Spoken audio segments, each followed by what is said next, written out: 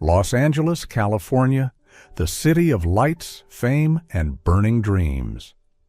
For Emma Villarreal, this place had always been paradise without limits, a golden cage where she lived like a princess, untouchable unless invited.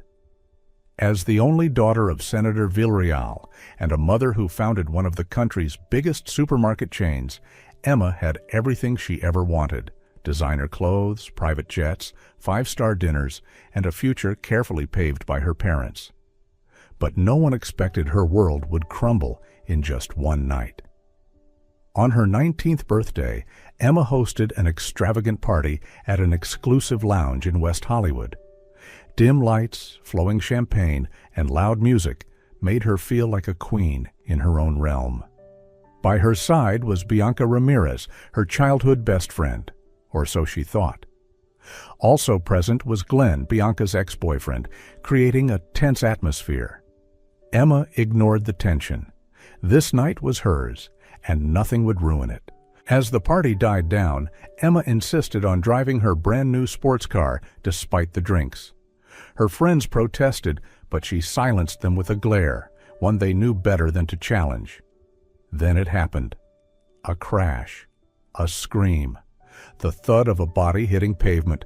Cracked mirrors. Screeching tires. Emma slammed the brakes, heart pounding. But before she could react, Glenn, seated beside her, shouted, "Go! Someone might see us!" Terrified, Emma hit the gas and sped off into the night, leaving behind the crumpled body of an elderly woman, someone she didn't know, yet whose fate would be forever tied to hers. The next morning, the headlines were everywhere. Longtime housekeeper of CEO Landon Cortez, Rosalia Mendez, critically injured in hit and run. Emma froze. That name, Landon Cortez, was not just anyone. He was the ruthless CEO of Cortez Capital, a multi-billion-dollar investment firm. Known as the Cold King of Wall Street, his name alone sent shivers down any spine. That afternoon, Emma was summoned to the LAPD precinct. Her parents arrived with their lawyer. Her mother's face was pale. Her father kept rubbing his temples, not from worry for their daughter, but from the looming political scandal. When Landon Cortez entered the room, silence fell. Tall, sharply dressed, and colder than ice. Emma would never forget that first look, a glare so piercing it made her heart stutter, not from admiration, but fear. He didn't greet anyone, just stared at Emma and said, "You're the girl who left Rosalia to die on the street like roadkill?" Emma tried to speak, to say, "I didn't mean to," but her throat locked up. Shame, guilt, and fear strangled her voice. Her mother cried. Her father reached out, grasping Landon's hand. "Please, don't press charges. She's still a child. Give her another chance." Landon scoffed. A chance? She had one. She ran. "What do you want?" her father asked. Landon paused, eyes unreadable. "I won't press charges under one condition. Your daughter will work for me, as Rosalia's replacement. No privileges, no exceptions, for 6 months." A heavy silence weighed down the room. Emma looked at her parents. Her mother could only sob. Her father lowered his head and nodded. Agreed. And just like that, Emma Villarreal, heiress of wealth and power, became the unpaid housemaid to one of the most powerful men in America. From luxury to labor, Emma Villarreal was now facing a reality she never imagined, working full-time as a maid inside the mansion of one of the most powerful and cold-hearted men in the country. The Cortez estate in Beverly Hills looked like a modern European palace, but to Emma, it felt more like a golden cage. She was given a small room at the end of the hallway, just enough for a single bed, a small desk, and a narrow wardrobe. No more silk sheets, no more designer heels, just a navy uniform and a long list of chores. Her days started at 5:30 a.m., cooking, cleaning, laundry, organizing the library, watering the plants. Her once delicate hands were now covered in red marks from cleaning agents. Each night she passed out from exhaustion, But then came the awkward encounters. One afternoon, Emma was told to deliver fresh towels to Landon's suite. She knocked 3 times. No answer. Assuming the room was empty, she pushed the door open and froze. Landon stood inside, shirtless, wearing nothing but a towel around his waist. Water still glistened on his tanned skin from the shower, his damp hair falling over his brow. Emma stood paralyzed, face flushed crimson. "I thought you weren't in—" "I'm sorry," she blurted, turning away quickly. Landon didn't move. She heard his footsteps approach slowly. "Next time, wait for an answer before barging in." I'll remember," Emma stammered, heart racing. It lasted only seconds, but the heat lingered far longer. Another time, while scrubbing the staircase, Emma slipped on soapy water. She cried out, bracing for impact, only to be caught mid-fall by a strong arm. Landon.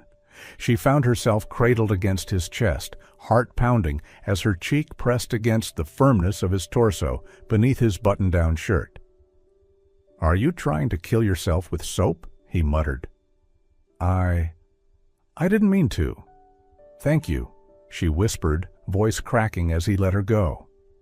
His expression then wasn't cold, it was concerned, but he turned away before she could read further.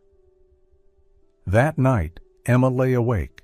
Her thoughts swirled with the scent of his cologne, the sound of his voice, the safety she felt, however fleeting, in his arms. She didn't understand her emotions anymore. She was supposed to hate him, fear him. Yet her heart raced when she heard his footsteps. She found herself noting what time he came home, what shirt he wore, and whether he was alone. As for Landon, though his exterior remained controlled, his behavior had started to shift. He no longer barked orders, he asked. Sometimes he'd say, "Have you eaten?" or "Your hands? Are those blisters?" But he always turned away before she could answer. Aunt Rosa noticed too. One day, as Emma wrapped her burnt hand, she smirked and said, "Be careful. The man who hates being disturbed seems to be disturbed only by you." Emma blushed and said nothing. The line between master and maid was blurring, but both of them were pretending not to see it. Emma told herself it was just survival. Landon, meanwhile, avoided her more and more, locking himself in his office, flying out on business whenever emotions threatened to rise. But the truth was clear. They were both afraid to cross a line, afraid of what they were feeling, and most of all, afraid that once it was real, there'd be no going back. The second month at the Cortez mansion passed like a slow-motion reel. Emma had adjusted to her routine, to the rules of the house, and to the presence of the man she still didn't fully understand. Though Landon kept his distance, Emma couldn't deny that their brief encounters were changing her, from annoyance to curiosity, to something she couldn't name. One rainy night, lightning struck the mansion's power line, cutting off all electricity. The entire house plunged into darkness. Emma, terrified of the dark since childhood, fumbled through the kitchen for candles. Just as she lit one, she jumped. "Landon." "You okay?" he asked, voice softer than usual. "I don't like the dark," Emma confessed, trying to sound calm. He stepped closer, took the candle from her hand, lit another, and said, "Come with me." They walked down the hallway, guided only by flickering candlelight and the rhythm of rain against the windows. In the library, he pulled out a flashlight and placed it on the table. Then, unexpectedly, he asked, "Do you dream about that night, the accident?" Emma froze. She had never expected Landon to ask, let alone care. "Sometimes, but I always wake up before I see her face." A silence settled. "I lost my mother in a car crash," Landon said quietly, not having a chance to say goodbye. It never leaves you. Emma looked at him. In the dim light, his face had softened. He no longer looked like the CEO from hell. "I didn't mean to run," she said. "I panicked. I was—" A coward. Somehow, saying it felt easier than she imagined. He didn't respond. He just sat down, motioned for her to sit across. They sat in silence, listening to the storm. Then he asked, "Before all of this, did you ever do anything for yourself? Not for your parents or your friends?" Emma blinked. She had never thought about that. Her life had always been scripted. "No," she whispered. The tension began to dissolve. They were no longer adversaries, just two broken people trying to make sense of themselves. A flash of lightning lit up the room, and Emma flinched, almost falling off her chair. Landon reached forward, catching her by the shoulders. Their eyes met. No fear, no anger, just one thing, desire, restrained for far too long. And then they kissed. It wasn't perfect, it wasn't sweet, but it was real, raw, aching, human. They lost themselves in the storm, forgetting the world outside. The next morning, she woke early. She made fresh soup, fluffed his pillows, then quietly stepped out to let him rest. Her heart felt light. She didn't need promises, just the warmth from the night before. But downstairs, Landon was already in the dining room, dressed in a sharp suit, phone in hand. His face was no longer sick, but something else, cold, angry. "You're feeling better?" she asked. He didn't reply right away. His eyes were ice. "Do you have something to tell me?" Emma blinked. What do you mean?" He tossed the phone on the table. The screen lit up. A photo of Emma and Glenn Alvarez, hugging, their faces close. The angle made it look like a kiss. Her stomach dropped. "This photo is what? Fake or real?" he cut in. "It's not what it looks like. Glenn is just a friend. I ran into him at a bookstore. That hug was just, hello." "And I'm supposed to believe that after last night?" Landon's voice dripped with scorn. "Landon, I would never—" "Enough," he snapped. "I let emotion cloud my judgment. That was my mistake." Emma's heart shattered. The man from last night, the man who held her, was gone. "I gave you a chance, but clearly you never stopped playing your part." "You think I seduced you on purpose? That I'm some two-faced manipulator?" she choked out. He said nothing, just one command. "Pack your things. Leave. Today." His jaw tightened, but his eyes betrayed something else. Hesitation, pain, like he didn't want to say it. But the words had already left his mouth. Emma couldn't breathe. She wanted to scream, rip the photo apart in front of him, but the look in his eyes, cold yet breaking inside, left no room for protest. She walked upstairs and quietly began packing. When she passed the library, she paused. The chair where they once talked laughed. Gone. Or worse, meaningless. And so, just like that, the man who warmed her heart became the first to break it. Emma walked away in silence, carrying a shattered heart and a secret she hadn't had the chance to speak. What she didn't know yet was that a new life had just begun inside her. Emma left the Cortez mansion in the dark, carrying no luggage, no goodbye, only a shattered heart and one final look she wished she'd never seen. Cold, distant, as if everything between them had been nothing but a mistake. She didn't return home. There was nowhere to return to. Her parents, who had sculpted her into the perfect daughter, would never accept that Emma Villarreal had fallen from grace in the most irreversible way. But what she didn't know was that inside her broken, trembling body, a new life had quietly begun. Emma never thought her life could take yet another turn. After the heartbreak of leaving the Cortez mansion, she just wanted to disappear. In the first few days, she barely ate, barely slept, and stopped caring about anything at all. But then, one morning, the smell of coffee in the kitchen made her nauseous, violently so. She froze. It had been over a month since that night. She counted the days and went cold. She went alone to the clinic, sitting in a sterile chair, her hands clenched, eyes fixed on the floor. When the doctor finally smiled and gently placed the ultrasound image on the table, her voice was calm, but the words hit Emma like thunder. Triplets, and all of them are growing strong. Emma couldn't speak. She didn't cry. She didn't smile. It was as if every emotion inside her collided all at once: fear, awe, disbelief. And somewhere in the middle of all that chaos, a flicker of love, unexpected but fierce, breaking her down and building her up again in the same moment. 3 lives, 3 heartbeats, 3 reasons to move forward, even alone. There was no one by her side, no one to ask, "What now?" But in that silence, Emma made a choice. She would keep the babies, not out of obligation, not out of fear, but because somehow they felt like the last beautiful thing she had left.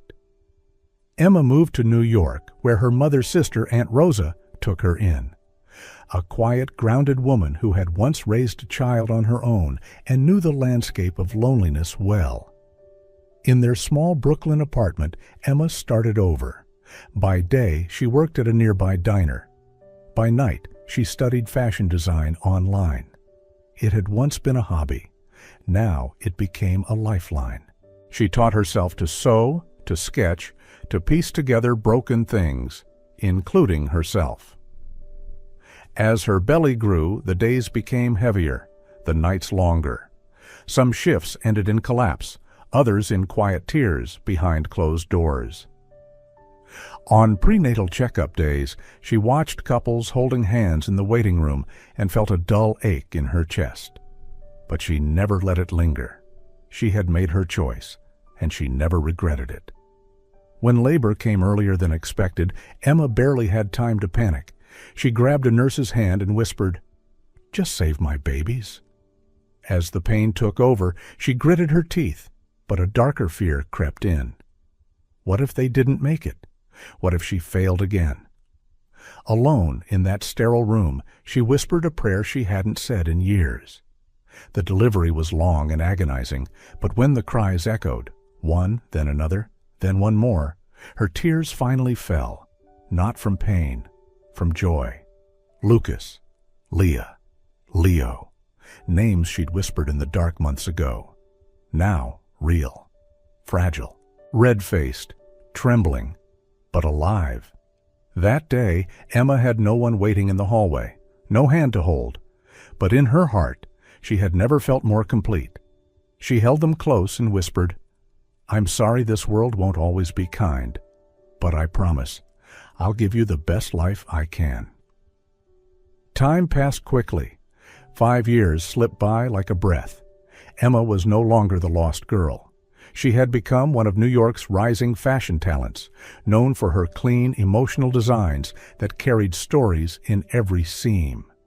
She ran a small studio in Brooklyn where single mothers worked side by side.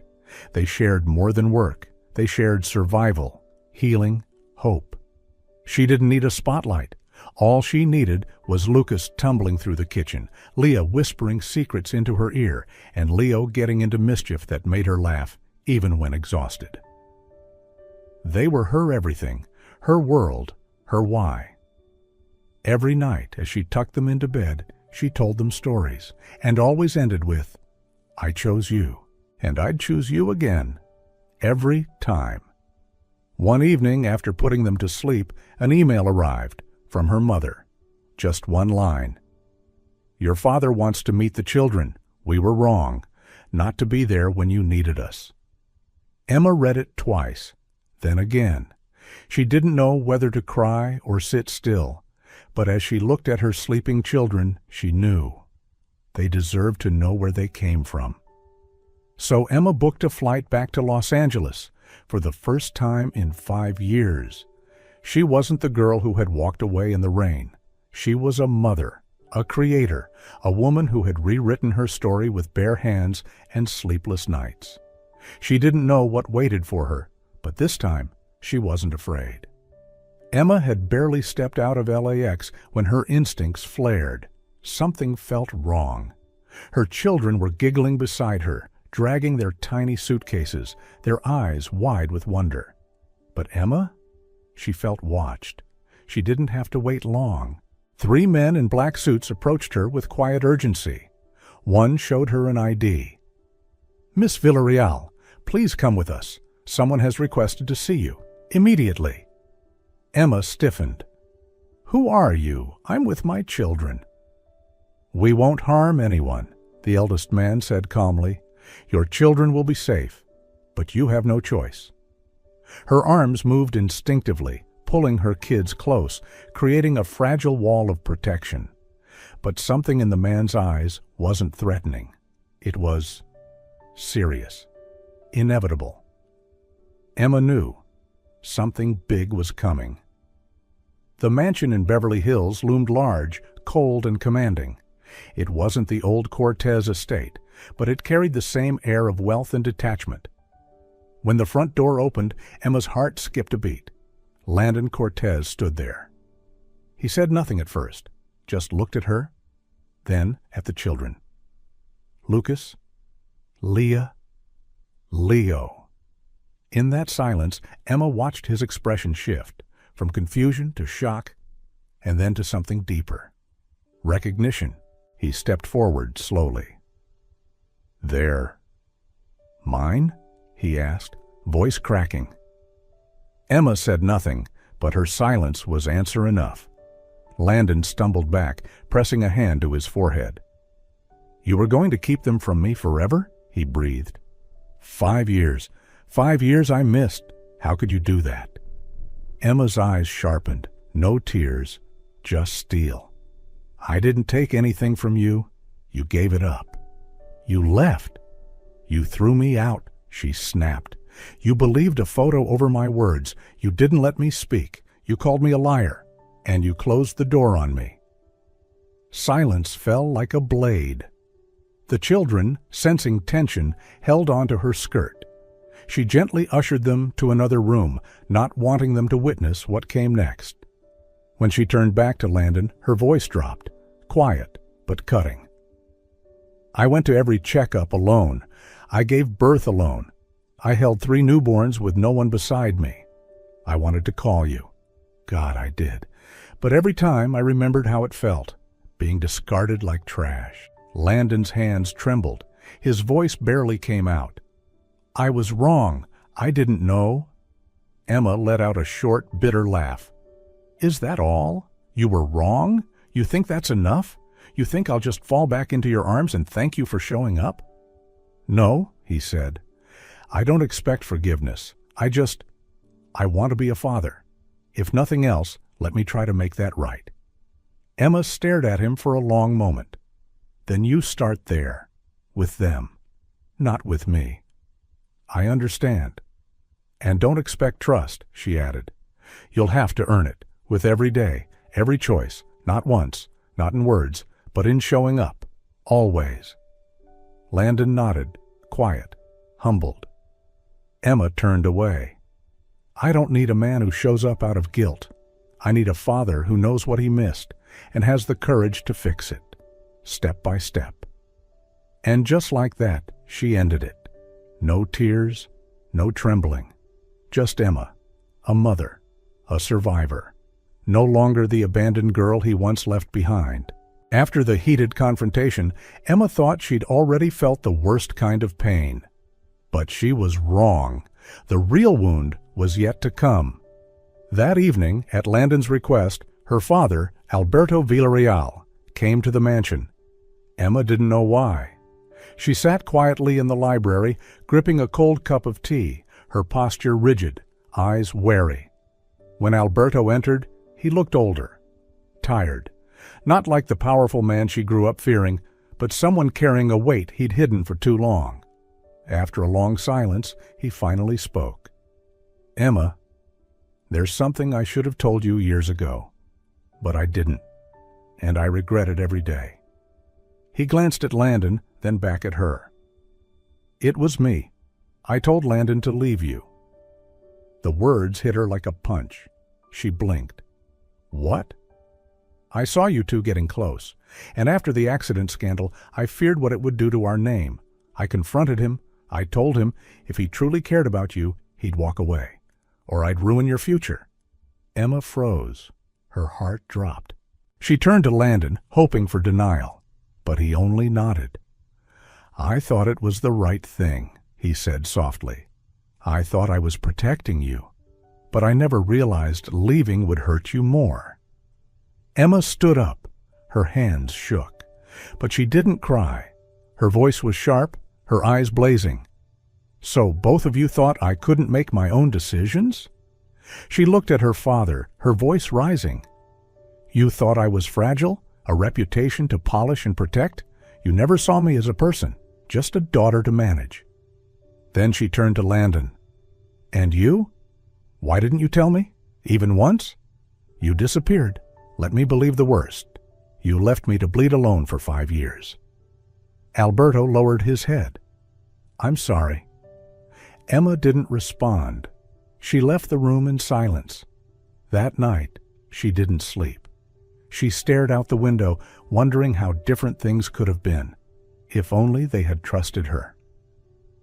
A few days later, Landon hosted a small garden gathering. No press, no fancy speeches, just family, his kids, Aunt Rosa, Emma's parents.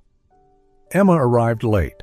She wore a simple long dress, her hair down, makeup free, but radiant in a way only strength could make beautiful. Soft piano music floated in the air. As she stepped onto the lawn, the kids ran out holding flowers. Then Landon appeared. He walked toward her slowly, knelt down, and looked up, not with pride, but with humility. "I can't change the past, but if you'll let me, I want to write the rest of your life with you, with our children, together." The kids chimed in. "Say yes, Mommy." Emma's heart thudded. Part of her still hesitated, still feared. But then she saw his eyes, no longer proud, no longer guarded, but open, vulnerable, real. She smiled, through tears, and nodded. Landon stood and pulled her into his arms. Behind them, her father stood watching, quiet, emotional. Aunt Rosa gently squeezed his hand. No more apologies needed, no more promises too grand, just love. And this time, it was real. After the warm garden gathering, where happy tears were quietly replaced with gentle smiles, Emma believed that maybe, just maybe, the past had finally found its peace. But life has its own way of reminding us. To truly move forward, we don't only need to forgive the one we love, we must also face the deeper wounds left by those we once called friends. One sunny afternoon, as Emma was working in her new design studio in Los Angeles, the receptionist came to her with a message. 2 names she never expected to hear again, Bianca Ramirez and Glenn Alvarez, were waiting outside. They looked different. Glenn no longer had the polished confidence of a spoiled rich kid. Bianca didn't wear red lipstick or designer heels like she used to. Both stood quietly, eyes lowered, fidgeting with unease. "Emma." "We came to apologize," Glenn said first, his voice dry. "For everything, for the photo, the lies, the jealousy," Bianca added, her eyes misty. "Back then, I thought I was protecting our image, but all I did was destroy a friend." Emma didn't speak for a moment. Memories flooded back. The photo, Landon's broken gaze, the door slamming shut, her nights alone, her silent battles. She took a deep breath, keeping her tone calm. "I'm not the same girl you hurt, the one who trusted too easily, the one who thought friendship meant loyalty without question." Glenn looked down. Bianca wiped away tears. "I don't hate you," Emma continued. "I lived through the pain, and it shaped me, but I won't ever forget." A silence settled over the room until a familiar voice broke it. Landon walked in. "They've paid their price," he said. "I didn't tell you, but when I found out the truth, I used my stake in their companies. I pushed their families into bankruptcy. No one would hire them, so I brought them to my ranch in Arizona. They've worked manual labor there for 2 years, not for revenge, but to teach them what trust costs. Emma turned to him, surprised. She had no idea he'd done this, but he didn't say it with pride. He didn't expect praise. That's what struck her. She nodded gently. Thank you for standing up for me, but revenge doesn't bring peace. Forgiveness does. She looked back at Bianca and Glenn, this time with no bitterness, no fire, just calm strength. I forgive you, but I don't forget. I hope you truly want to change and find something better. Both nodded, eyes filled with quiet remorse, and left in silence. Emma stood in the middle of her bright, airy studio, the very place where she once stitched her first seams with trembling hands. She had once been broken, but now she held the thread to everything in her life. She knew now. Every scar had built the woman she'd become. Forgiveness didn't erase the pain, but it allowed Emma to move forward, no longer chained to the past. And once all the wounds had been faced, all the truths laid bare, love, this time, was free to bloom in peace. Their wedding wasn't just an event. It was the well-earned ending to a journey of tears, sacrifice, and becoming. That afternoon, the luxurious Beverly Hills estate was bathed in golden light. White petals floated on the breeze, laughter echoed through the garden, and everything felt like a dream come true.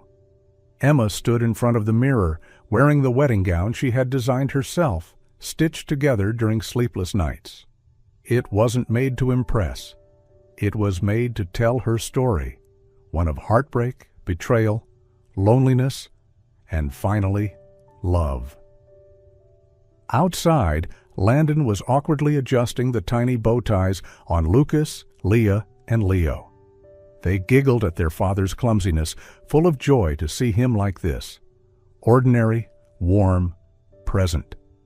Landon looked up at the house where everything had begun, and where all the hurt had finally ended. Today, he wasn't a tycoon. He was just a man, lucky enough to be given a second chance. When Emma stepped out, the crowd fell silent. Not because of her beauty, but because of the calm grace she carried. She radiated peace, a woman who had forgiven, loved, and chosen to move forward. The wedding was held in the backyard, under the same arch where Landon had proposed. Beneath the white blooms, in soft music, they exchanged vows, not promises of perfection, but a quiet commitment to show up every day for each other. The children served as the tiniest ring-bearers and flower girl, clapping wildly when their parents kissed, faces lit up like they'd just witnessed a miracle. And to Emma, it was one, a miracle she never dared to dream, a family, whole, healing, hers. Later, as the sun dipped low and the sky turned golden, Emma stood alone, watching petals fall like snowflakes around her. Landon came up behind her, gently taking her hand. "Thank you for choosing to stay," he whispered. She turned to him, her eyes glistening. "Forgiving doesn't mean forgetting. It means learning to move forward so we can be happy." She smiled, soft, certain, free, because after everything, she finally had everything she'd ever wanted: love, family, a career, and herself. And when all wounds had been faced and every truth brought to light, Emma finally understood. Happiness doesn't come from having it all. It comes from the courage to lose, to relearn, to rise, and to love again, starting first with yourself.